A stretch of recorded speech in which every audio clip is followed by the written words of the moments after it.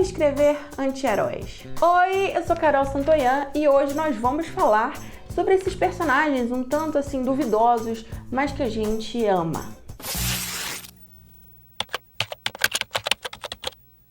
Como eu prometi aqui no nosso FAQ 01 do canal, vocês me fizeram uma pergunta sobre anti-herói, eu comentei rapidinho, respondi ali a pergunta, mas eu prometi que iria trazer esse assunto de volta pro canal e aqui estou eu, porque sou uma mulher o quê? De palavra. Mas lembrando que essa não é a primeira vez que eu faço um vídeo para anti-heróis, eu já analisei aqui, vou deixar nos cards um vídeo antigo, que eu analiso o Joker, tá? Assim que ele saiu, e aí eu faço ali, trago a diferença entre vilão e anti-herói. Mas aqui nesse vídeo eu quero trazer outras informações, quero explicar mais detalhadamente, com informações um pouco mais complexas, e também quero trazer uma diferenciação melhor agora entre herói e anti-herói. Mas antes que a gente possa começar esse vídeo, e antes, né, que você possa desfrutar deste conteúdo e sair sem uma continuidade nos seus estudos, eu vou pedir para você se inscrever nesse canal, porque tem gente que vem aqui e vai embora e não sabe que a gente sempre tem vídeo novo sobre narrativa audiovisual, sobre roteiro, sobre filme, sobre série. Então se inscreve aqui no canal porque você não vai se arrepender, a gente tá cheio de conteúdo incrível, essa semana tá bombando de vídeos, então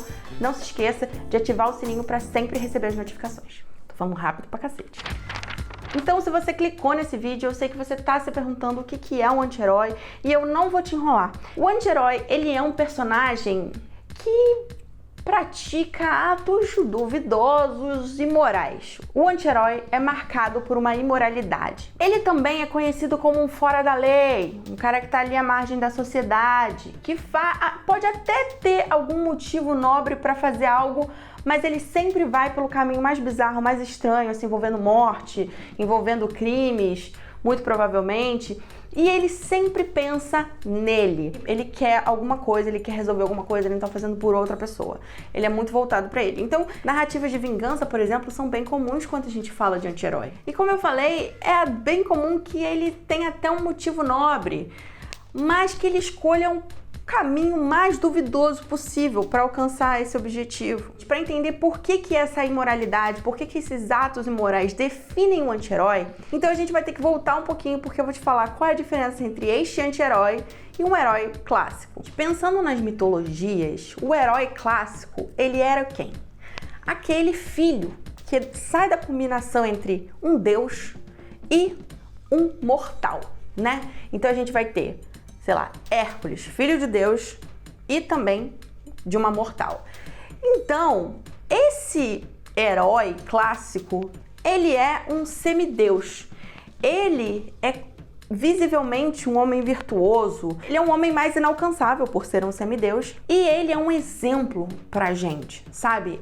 A jornada do herói é uma jornada que a gente aprende, a gente segue os passos desse herói. Ela funciona como uma jornada que nos inspira a ir também para esse amadurecimento, para superar as nossas falhas de caráter. E principalmente esta jornada do herói é uma jornada em que este herói, provido de apenas uma falha de caráter, a supera para passar uma mensagem totalmente moral. É a tal moral da história. Se você não viu o meu vídeo sobre tema, que eu falo bastante sobre isso, eu recomendo.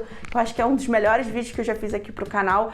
É um vídeo que foi muito elogiado e eu tô muito satisfeita, vale super a pena se você não assistiu. E aí, gente, quando eu falo sobre esse moralismo, que é uma característica bem marcante da narrativa clássica, vocês já entendem onde eu quero chegar para falar de anti-herói. Ou seja, gente, quando a gente entra para a narrativa de anti-herói, a gente tá, assim, borrando essa narrativa. Por quê?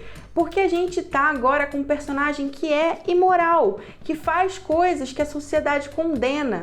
Então a gente não vai ter necessariamente uma jornada que vai passar alguma moral ou que vai nos ensinar alguma coisa. Muito provavelmente não vai.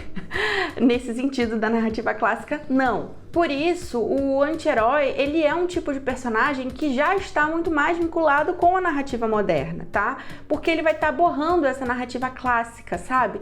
O que antes era muito objetivo, o que era muito assim, a gente sabia o que era bom, o que era mal. Na narrativa do anti-herói, a gente vai gostar de um personagem que tem essas atitudes duvidosas e a gente vai ficar assim, cara, será que é pra eu gostar dele? Mas eu gosto dele, ele, passou por isso aqui, mas ele também tá fazendo isso aqui. Então é uma narrativa que vai ser marcada por ambiguidade, complexidade e paradoxalidade. Demorei pra falar essa palavra. Mas por que a gente então gosta de narrativa de anti-herói? Se eles são pessoas um pouco duvidosas, se eles matam, se eles roubam, se eles praticam crimes, se eles são pessoas mesquinhas, egoístas, só pensam neles. Primeiramente, existe um motivo anterior às coisas que a narrativa dá pra gente pra justificarem a passada de pano. Antes disso tudo, se a gente pensa num herói clássico, que eu falei lá na frente, é mais fácil a gente se conectar com um personagem cheio de falhas, que erra,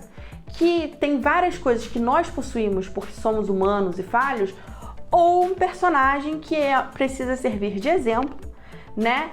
É super virtuoso e é um semideus. Então, muito provavelmente a gente se identifica mais com os anti-heróis já aí, porque eles são personagens falhos, complexos, ambíguos, como a natureza humana. Em segundo lugar, a narrativa, o roteirista, ele faz ali todo um jogo de cintura pra gente passar esse pano pro anti-herói. E é isso que eu quero que vocês entendam, porque isso é muito importante. Se você vai escrever uma narrativa de anti-herói, você precisa comprar a audiência a partir desse truque. Ao criar um anti-herói, você precisa dar algum trauma, alguma justificativa que a audiência entenda que é por conta daquilo que ele acaba tomando atitudes drásticas, que ele acaba se desvirtuando. Então, por exemplo, se a gente tem o Walter White, a gente tem a história de um personagem que tem câncer, que poderia ter ganhado o Nobel de Química e acabou sendo deixado para trás sem dinheiro e agora ele está na iminência da morte e vai deixar a sua família sem nada. Ele se sente um fracassado, ele é um injustiçado. Quando a gente apresenta todo esse sofrimento do personagem, a gente já vai torcer para ele. Então, quando ele vira o Heisenberg, a gente já liga assim, é isso aí, meu filho. Um outro exemplo é o Joker. O que acontece com o Joker? Por que ele vira um marginal, né? Marginal, aquele que está à margem da sociedade. Porque a sociedade humilha ele. Porque ele tem uma doença e as pessoas, assim, humilham ele diariamente. Então, ele é um personagem que ele se vê se vingando, de certa forma, dessa sociedade. Tá? Então é bem interessante ver, e aí vocês podem concordar, não concordar, mas esse é o artifício narrativo que se usa para a construção de um anti-herói, é fazer você gostar dele. Mas como que a gente escreve esse tipo de personagem? Como que a gente desenvolve o arco desse personagem? Se a gente então for olhar para o herói clássico, a gente vai ver que existe ali então uma correção do caráter, né? Que eu falo que é superação. Ele vai corrigir aquilo, ele vai superar aquilo e no final a gente vai aprender a lição do dia. Não faça isso, não seja assim, sabe? A gente tem uma moralidade na narrativa clássica. Quando a gente vai para uma narrativa, para uma jornada de um anti-herói que não está preocupada com a moralidade, a gente não precisa ter superação da falha de caráter. A gente não precisa corrigir falha de caráter. Porque se seu herói ele tem uma atitude ali duvidosa, olhando assim para a sociedade, mas se ele corrige aquilo, ele sofre, ele passou pela jornada do herói. Ele corrigiu a sua falha, então ele não está num arco clássico de anti-herói, tá? O arco tradicional de um anti-herói acontece o inverso. Ele vai piorando cada vez mais. Então, enquanto no herói, né, ele tem uma falha e ele corrige essa falha, no anti-herói ele vai ficando cada vez mais falho. Então, um exemplo que é legal a gente olhar é o de O Poderoso Chefão. Quando a gente olha para o Poderoso Chefão, a gente tem o Michael Corleone, e aí eu tô falando do Poderoso Chefão 1, tá? Que é aquele cara que até então não se identifica com aquela família. Ele entra para a máfia da família para defender a família, para ajudar a família. E aí a gente tem um cara que tem uma jornada ali que ele vai ficando cada vez mais hardcore, assim, né? Sinistro. Até de que a gente tem aquela cena ali do batismo que é bem pesada. Ele é um cara que ele vai agravando o seu problema de caráter, ele vai ficando pior. mas é uma jornada mais assim pura do anti-herói, que é quando ele agrava a sua falha de caráter. Por outro lado, tem personagens que o pessoal fala aí que é anti-herói, que eu até concordo que no começo eles têm sim características de anti-herói, mas eu não acho que eles se enquadram numa jornada de anti-herói. Por exemplo, o Rick de Casablanca, o problema dele é que ele começa egoísta, ele não quer ajudar ninguém e ele fala que ele não se arrisca por ninguém.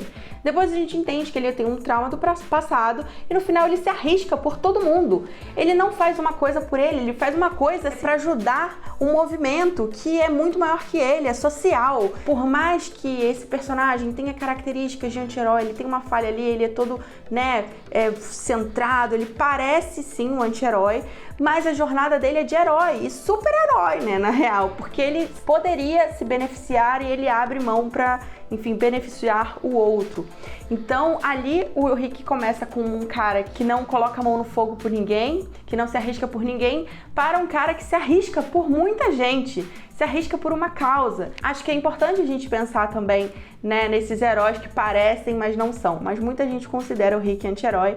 Só toma cuidado para não ser enganado na hora da jornada, tá? Porque se o seu protagonista corrige a falha, ele tá vivendo uma jornada do herói normal.